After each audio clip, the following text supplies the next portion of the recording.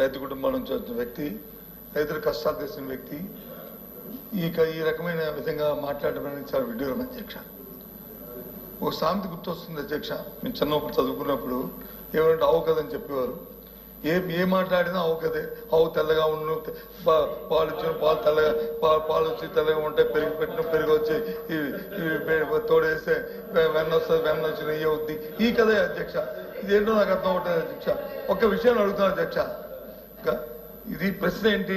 Direct గా రైతు తాలూకా మీరు ఇస్తున్న అన్నదాత సుఖీభావకి ఇస్తున్న 20,000 రూపాయలని ఎంతమంది రైతులకు ఇస్తారు, ఏమిస్తారు?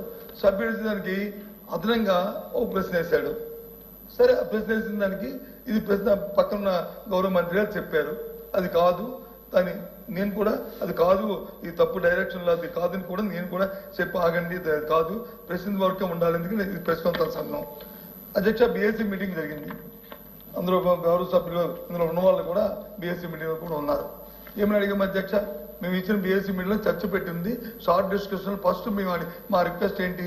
రైతు సమస్యల మీద చర్చించాలి ఈ సభలో అని చెప్పి ఫస్ట్ డిస్కషన్ ఇచ్చాము అధ్యక్ష. అవునా కదా? ఒకసారి రివ్యూ చేయండి అధ్యక్ష. ఆ రోజు మా ఫైనాన్స్ మినిస్టర్ ఉన్నారు, మిగతా సభ్యులు ఉన్నారు, ఇక్కడ ఉన్న సభ్యులు కూడా కూర్చున్నారు. ఎందుకంటే రైతుల పట్ల మాకున్న అంకిత భావం అధ్యక్ష. గత 5 సంవత్సరాల్లో ఈ దేశంలో నీతి ఆయోగ్ ఈ రాష్ట్రంలో జరుగుతున్న రైతుల పట్ల ఈ ప్రభుత్వం చేస్తున్న పరిణామాలు భారతదేశంలో ఏ రాష్ట్రం చేయట్లేదు. ఈ రకంగా చేయాలని ప్రశంసించింది అధ్యక్ష. రికార్డులో చూసుకోమనండి అధ్యక్ష. నేనేమో అబద్ధం చెప్పట్లేదు అధ్యక్ష. చూడమనండి రికార్డులో ఉందో లేదో. ఇవాళ రైతుకు సంఖ్యలు వేసినట్లు, రైతు భరోసా కేంద్రాలకు మా సభ్యుడు చెప్పినట్లు రైతు భరోసా కేంద్రాలకు వచ్చి మీరు తాళాలు వేసి అందులో పెట్టాం అధ్యక్ష. అందులో పెట్టాం, అందులో టెస్టింగ్ సెంటర్లు పెట్టాం, కిరాస్కి పెట్టాము, రైతు భరోసా మేము దాంట్లో ఆన్లైన్లో ప్రతిదీ కూడా ఈ ప్రొక్యూర్మెంట్ చేసుకోమని చెప్పాము. అన్ని ఎవ్రీథింగ్ అందులో పెట్టి చేసి రైతు చేస్తాము. మీరు ఏది ఆయన యాంత్రీకరణకి ఇవ్వలేదంటారు. ఆయనే మంత్రి గారు కదా, ఆయన అధికారులతో సమీక్ష చేసుకోండి. ఇంకా ఇంకో 20 రోజులు, ఇంకో 10 రోజులు సబంధు కదా. ఇదిగో గత సంవత్సరంలో 0 ఇచ్చారు, ఇదిగో మా అధికారులు ఇచ్చిన కాదు, మాకు కూడా పంపండి, మేము చూస్తాం. ఇచ్చేమో లేదా అధికారులు చెప్తారు. అధికారులు కంటిన్యూ ప్రాసెస్ కదా అధ్యక్ష. అది ఇప్పుడు ఈ క్షణంలో మా తెలిసి ఆ లెక్కలు లేకపోవచ్చు. అది ఎందుకంటే సందర్భంలో ఇది దీనికి రిలేటెడ్ కాబట్టి, దానికి కాదు కాబట్టి తెచ్చుకోలేదు మేము. రేపు అధ్యక్ష అధికారులు చెప్పండి అధ్యక్ష. ఇగో 0 గత 5 సంవత్సరాల్లోనూ ఈ ప్రభుత్వం వచ్చి ఇవ్వలేదు అని చెప్పండి అధ్యక్ష. మేము అప్పుడు చూసి నిజమే కదా అని అనుకుంటాం. ఆయన రివ్యూ పెట్టమని అధ్యక్ష. రివ్యూ పెట్టుకొని ఆయన తెలుసుకుని చెప్పండి అదే ఒక్క నిమిషం అధ్యక్ష. ఇప్పుడు సూటిగా అడుగుతున్నాం.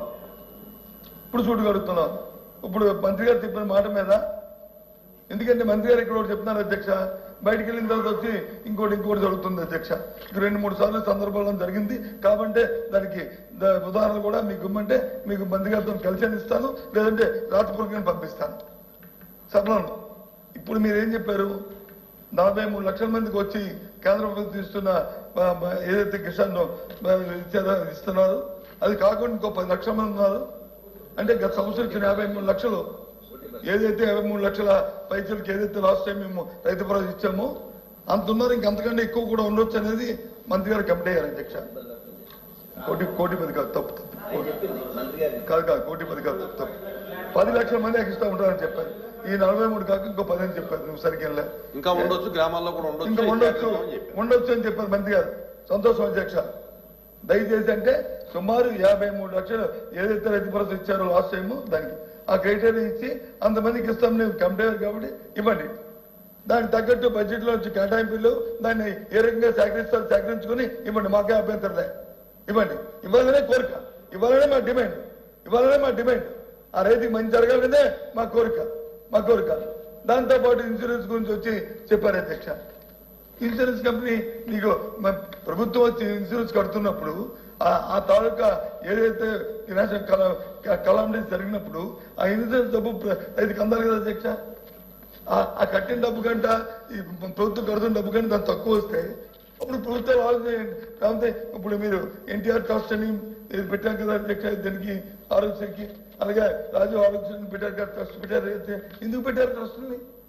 ఆ రోజు ఇచ్చిన క్లైమ్స్ కంటే ప్రభుత్వం కడుతున్న డబ్బు ఎక్కువ అవుతుంది కాబట్టి ఈ ప్రభుత్వం ఆదాయం చేసుకోవడానికి ఒక ట్రస్ట్ని ఏర్పాటు చేసుకుని ఆ ట్రస్ట్ ద్వారా ఇన్సూరెన్స్ ఇచ్చారు అధ్యక్ష. ఇదేమి కొత్తగా ఎవరో ఇచ్చిన ఐడియా కాదు ఇది. ఇది మీరు చూడండి, ఇంతకుముందు ఆరోగ్యని ఏ రకంగా అంతకుముందు పెట్టామో ఆ తర్వాత మీ ప్రభుత్వం వచ్చిన తర్వాత దాన్ని ఎన్టీఆర్ ట్రస్ట్ కింద మార్చారు. ఎందుకు ఇప్పుడు మొన్న మన ఎన్టీఆర్ ట్రస్ట్ ఎందుకు ఉంచారు? 20 లక్షల వరకు ఎన్టీఆర్ ట్రస్ట్ ద్వారా ఇస్తామని చెప్పి 2.5 లక్షల తర్వాత అది ప్రాసెస్ అధ్యక్ష. అది కంటిన్యూస్ ప్రాసెస్. అదేమి కొత్త విధానం కాదు. అది దయచేసి అర్థం చేసుకోవాలి. అంతేగాని ఏదో జరిగాం కదని బురదలు దానికి ప్రయత్నం చేయొద్దని గౌరవ మంత్రి గారిని కోరు. ఎందుకంటే అది సీరియల్. మనం క్వశ్చన్ ఆన్సర్ తెలియక సభ్యుడు ఏదో అడిగాడు, బాబు మీరు అడిగింది అది రిలేటెడ్ కాదు దానికి ఇగో మా ప్రభుత్వం తాలూకా విధానం ఇది, దట్స్ ఆల్. అంతేగాని ప్రభుత్వం పై ప్రభుత్వం మీ ప్రభుత్వం ఏం చేస్తుందో మా ప్రభుత్వం ఒక పని చేయండి శిక్ష డిబేట్ పెట్టండి.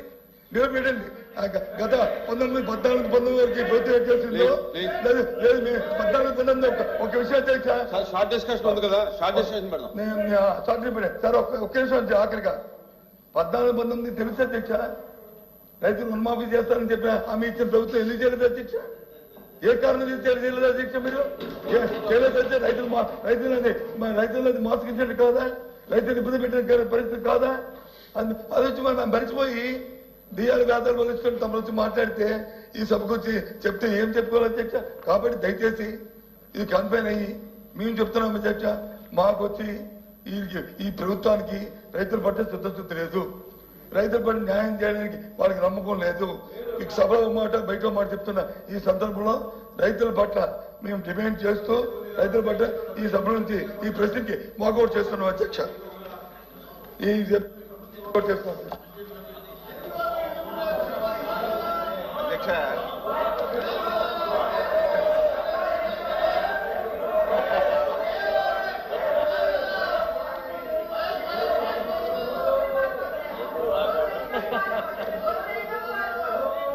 ప్లీజ్ మంత్రి గారు.